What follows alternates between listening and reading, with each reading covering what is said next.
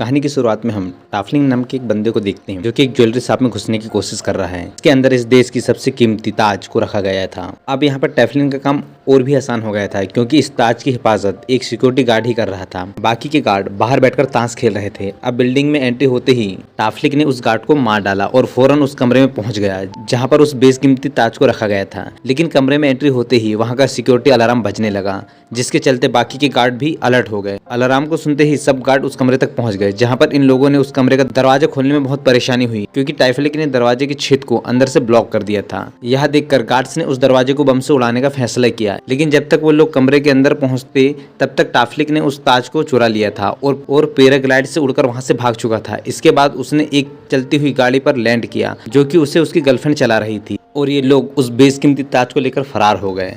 अब अगले शाम एयरविंडो कंपनी ने एक ज्वेलरी शॉप का प्रोग्राम ऑर्गेनाइज किया ताकि वो अपने सभी बेशकीमती गहने दुनिया को दिखा सकें। इन गहनों के प्रचार के लिए 5 सुपर मॉडल को हायर भी किया गया जिन्होंने R1 कंपनी के गहने पहनकर डांस परफॉर्म किया। यह गहना इतना ज्यादा खूबसूरत था कि हाल में बैठे हर व्यक्ति के मन में इसे खरीदने की तमन्ना जाग उठी। पूरे कार्यक्रम के दौरान हाल के चारों ओर बहुत सारे पुलिस वालों को तैनात किया गया था ताकि टाइफलिक इनके गहनों को चुरा ना सके। अभी डांस खत्म ही नहीं होता कि उससे पहले पूरे हॉल की लाइट अचानक से बंद हो गई। यह देखकर एक गार्ड ने उन सभी को एक कमरे में चलने के लिए कहा ताकि अंधेरे का फायदा उठाकर कोई इन गहनों को चुरा न ले। इसके बाद इन सभी को एक कमरे में ले जाया गया जो कि असल में एक ट्रक का पिछला हिस्सा था। यहाँ उस ऑफिसर ने सभी को ट्रक में डाला और ट्रक को वहाँ से ले गया। फिर यहाँ पर हमें खुलासा होता है कि ये सातिर चोर कोई और नहीं टाफलिक है जो कि पुलिस वालों का मास्क लगाकर उस बिल्डिंग में घुस गया था। इसके बाद टाफलिक ने उन सभी लड़कियों से बेशकीमती गहने उतरवाए और उन्हें सुनसान सड़क पर छोड़कर चला गया। अब वो चारों पास के एक रेस्टोरेंट पर जाते हैं ताकि उन्हें कुछ मदद मिल सके, लेकिन वहाँ पर एक लड़का इन्हें छेड़ने लगता है। तभी एक लड़की ने अचानक से उसका हाथ मोड़कर उसे उसकी औकात दिखा दी। अब हमें यहाँ पता चलता है कि ये चारों लड़की कोई और नहीं बल्कि अंडरकवर एजेंट हैं जिन्हें टाइफलिक को पकड़ने का काम सौंपा गया था। यहाँ पर इन लड़कियों की लीडर ब्राफ ने रेस्टोरेंट के फोन से अपने हेड जिंकू को कॉल किया और उसे पूरी घटना के बारे में बतलाया। जिंकू वही आदमी था जिसने अपनी आधी जिंदगी टाइफलिक को पकड़ने में ही बिता दी। यहाँ पर एजेंट ब्राफ बताते हैं कि टाइफलिक उनके जाल में फंस चुका है। दरअसल ये लोग जानते थे कि टाइफलिक उन गहनों को चुराने जरूर आएगा, इसलिए उन्होंने उस गहनों पर GPS ट्रैकर फिट कर दिया था ताकि वो लोग टाइफलिक की लोकेशन को ट्रैक करके उसके खुफिया अड्डे तक पहुंच सकें और सारा चोरी किया हुआ माल जब्त करके उसे गिरफ्तार कर सकें।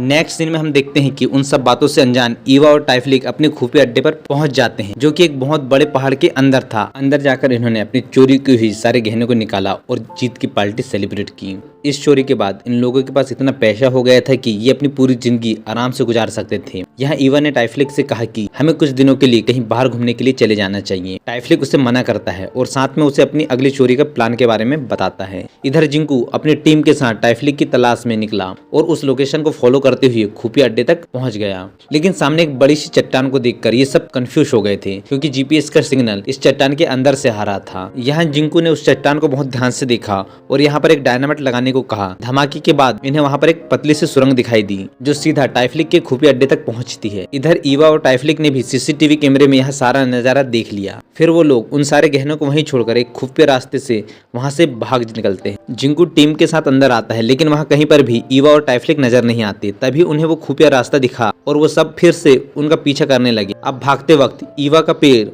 पत्थरों के बीच में फंस गया, जिस पर ईवा ने टाइफलिक से मदद मांगी, लेकिन जिंकू को करीब आता देखकर टाइफलिक ने ईवा को वहीं छोड़ दिया और वहां से भाग गया। टाइफलिक के इस धोखे से ईवा का दिल पूरी तरीके से टूट गया और उसने खुद अपने पैर को बाहर निकालने की कोशिश की, लेकिन जब तक उसने खुद को आजाद किया तब तक जिंकू उसके करीब पहुंच चुका था। अब ईवा के पास कोई और चारा नहीं था, इसलिए वो चट्टान के ऊपर गई और वहां से बहती हुई नदी पर छलांग लगा दी और एक बार फिर ईवा और टाइफलिक जिंकू को चकमा देकर भाग गए। इसके बाद जिंकू की टीम ने टाइफलिक के अड्डे की तलाश ली जहाँ उन्हें बहुत सारी बेशकीमती चीजें मिली, जैसे की ढेर सारा सोना, करोड़ों की पेंटिंग, ज्वेलरी और बहुत सारी चीजें। तभी जिंकू को शहर के बाहर बनी बिल्डिंग का एक नक्शा मिलता है जो शायद ईवा और टाइफलिक का दूसरा अड्डा था। इसके बाद जिंकू तुरंत उस नक्शे वाली जगह पर पहुंचा और उस टीम के साथ मिलकर उस बिल्डिंग की तलाशी ली। इसी दौरान एक ऑफिसर ने गलती से एक खुफिया दरवाजा खोल दिया जो सीधा बिल्डिंग के बेसमेंट में जाता था। बेसमेंट में पहुंचने पर इन्हें पता चला कि ये वही खुफिया जगह है जहाँ से टाइफलिक अपने अलग अलग मिशन के लिए अपने मास्क बनाया करता था। यहाँ जिंकू ने अपनी टीम से किसी भी चीज को हाथ लगाने से मना किया था क्योंकि उसे पूरा भरोसा था कि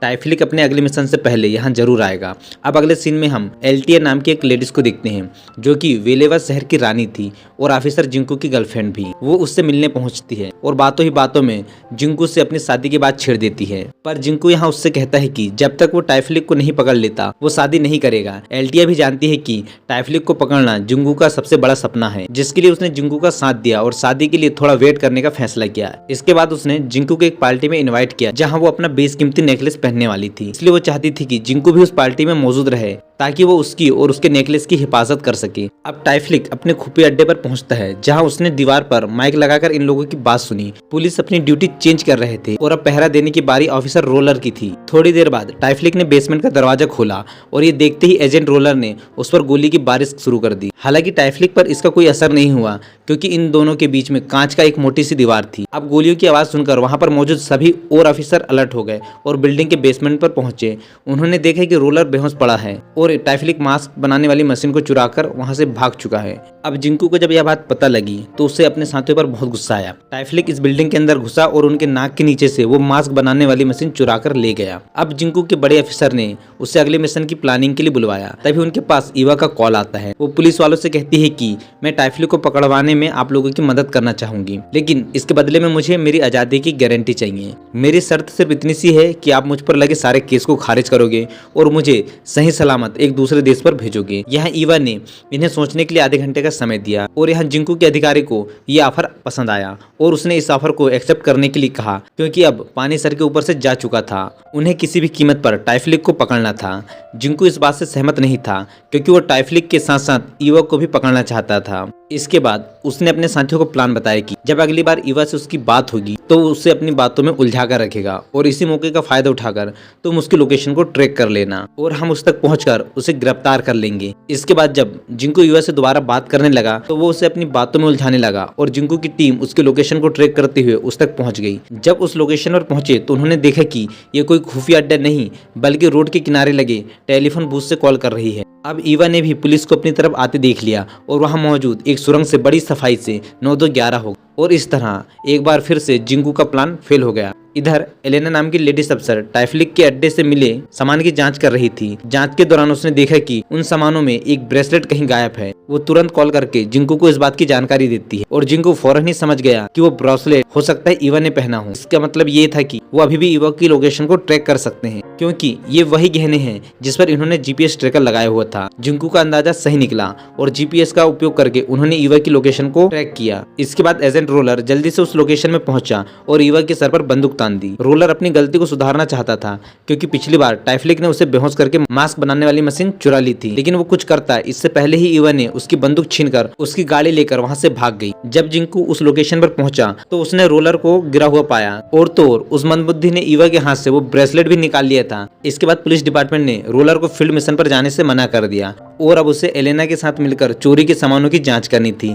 इधर जिंकू के हेड ऑफिसर ने ऑर्डर न मानने पर जिंकू को बहुत डांट लगाई और उसे आखिरी वार्निंग दी, अगर उसने दिए हुए ऑर्डर्स को उल्लंघन किया तो उसे इस केस से हटा दिया जाएगा। अब जिंकू के पास कोई और चारा नहीं था, इसलिए वो ईवा के साथ मिलकर टाइफलिक को पकड़ने का फैसला करता है। फिर जिंकू ने अखबार के जरिए ईवा के लिए सीक्रेट मैसेज भेजा। इसके बाद ईवा ने इसे कॉल किया और इन्होंने शाम को मिलने का प्लान बनाया। ईवा जिंकू को बताती है कि टाइफलिक हर हाल में अपने चोरी की हुई माल को पाना चाहता है, इसलिए हमें अंडरवर्ल्ड में यह बात फैलानी होगी कि पुलिस चोरी की हुए माल को किसी सेफ जगह में ले जाने वाली है। जब टाइफलिक को इस बात की खबर लगेगी तो वो अपना चोरी किया हुआ माल वापस लेने जरूर आएगा। प्लान के मुताबिक हम एक बुलेट प्रूफ ट्रक को सिक्योरिटी के साथ बाहर निकालेंगे ताकि टाइफलिक को लगे कि लूट का सारा माल इसी ट्रक में है, लेकिन असली माल एक खटारा सी दिखने वाली वेन में होगा ताकि किसी को भी उस पर शक ना हो। जब टाइफलिक ट्रक का पीछा करनेगा तो हम ट्रक को एक सुरंग के रास्ते से होकर गुजारेंगे और जब टाइफलिक उस सुरंग में आएगा तो हम उसे चारों तरफ से घेर लेंगे। अब जिंकू ने इस प्लान पर अगले ही दिन से काम करना शुरू कर दिया। अब उसने एक एजेंट की मदद से पूरे अंडरवर्ल्ड में यह बात फैला दी कि पुलिस चोरी का सारा माल एक सेफ जगह पर शिफ्ट करने वाली है। फिर वो अपनी गर्लफ्रेंड एल्टिया से मिलने गया और उसे बताता है कि वो उस पार्टी में शामिल नहीं हो पाएगा क्योंकि उसे उसी दिन टाइफलिक को पकड़ने जाना है। और रही बात इस नेकलेस की तो वो इसके लिए सबसे काबिल अफसर को भेजेगा। फाइनली वो दिन आ गया जब जिंकू इस प्लान को अंजाम देने वाला था। इधर एल्टिया ने पार्टी के लिए सबसे महंगी मेकअप आर्टिस्ट को बुलाया और पार्टी में जाने के लिए तैयार होने लगी। इधर मिशन के लिए कमांडो की टुकड़ी बनाई गई और उन्हें टाइफलिक को पकड़ने का पूरा प्लान समझाया गया। इसके बाद अफसर ने पूछा कि वो असली माल वाली खटारा वैन कौन चलाएगा। यहाँ रोलर कहता है कि असली माल वाली गाड़ी वह चलाएगा क्योंकि वो अपनी पुरानी गलतियों को सुधार कर खुद को सही साबित करना चाहता है। यहाँ एलेना ने उसे रोकने की काफी कोशिश करी, लेकिन रोलर इसके लिए नहीं माना। वो खुद इस गाड़ी को चलाने का फैसला करता है। इसके बाद लूट का सारा माल एक साधारण से वैन में डाल दिया गया और सभी लोग इस मिशन पर जाने के लिए बिल्कुल तैयार थे। ऑर्डर मिलते ही उस बुलेट प्रूफ ट्रक को भारी भरकम सिक्योरिटी के साथ निकाला गया और थोड़ी देर बाद रोलर असली माल वाली खटारा वैन को लेकर उल्टी दिशा में निकल गया। उधर जैसे ही पुलिस की गाड़ी सुरंग में पहुंची तो किसी ने जानबूझकर उसके एग्जिट को ब्लॉक कर दिया। तभी अचानक से पूरा सुरंग धुएं से भर गया और उस धुएं के बीच एक अनजान आदमी पुलिस की तरफ बढ़ने लगा। ये देखते ही सभी पुलिस वालों ने बंदूक निकाल ली, लेकिन जब उन्होंने पास जाकर देखा तो ये कोई आदमी नहीं, एक मोम का पुतला था। उधर पार्टी में जब एल्टिया अपने नेकलेस को पहनने गई तो उसे उसका नेकलेस कहीं नहीं मिला। इसका मतलब ये था कि उसकी बेशकीमती नेकलेस चोरी हो चुकी है। इसके बाद रोलर को देखते हैं जो हाईवे से रास्ता बदलकर जंगल के एक सुनसान सड़क पर चलने लगता है। थोड़ी देर बाद वो गाड़ी से बाहर आया और उसकी मुलाकात ईवा से हुई। ईवा ने एल्टिया की मेकअप आर्टिस्ट का फेस बदलकर उसका वो बेशकीमती नेकलेस को चुराया था। इसके बाद रोलर ने भी अपना मास्क हटाया। असल में वो रोलर नहीं बल्कि टाइफलिक था। अब हमें फ्लैशबैक का सीन दिखाया जाता है जहां हमें पता चलता है कि ये सब टाइफलिक का ही प्लान था ताकि वो पुलिस को बेवकूफ बना सके। उस दिन भागते वक्त उसने जानबूझकर ईवा को पीछे छोड़ दिया था ताकि जिंकू को ऐसा लगे कि उसने ईवा को धोखा दिया है, साथ ही वो उसकी कही बातों पर भी यकीन कर ले। उधर ईवा भी पानी में कूदकर एक खुफिया रास्ते से बचकर भाग जाती है। इसके बाद जब टाइफलिक का सामना रोलर से हुआ तो उसने रोलर को जान से मार डाला और उसके चेहरे का मास्क बनाकर उसकी जगह ले ली और इस तरह से उसने पूरे पुलिस डिपार्टमेंट को बेवकूफ बनाया और अपना लूटा हुआ माल दोबारा से चुरा लिया। इधर जब जिंकू को ये बात पता लगी तो वो पूरी तरीके से टूट गया क्योंकि वो ना तो टाइफलिक को पकड़ पाया और ना ही वो एल्टिया का नेकलेस बचा पाया। इधर ईवा और टाइफलिक लूट का सारा माल लेकर इस शहर को छोड़ दिया और एक नए शहर में अपनी नई जिंदगी शुरुआत की। तो दोस्तों मिलते हैं एक नई मूवी के साथ। धन्यवाद।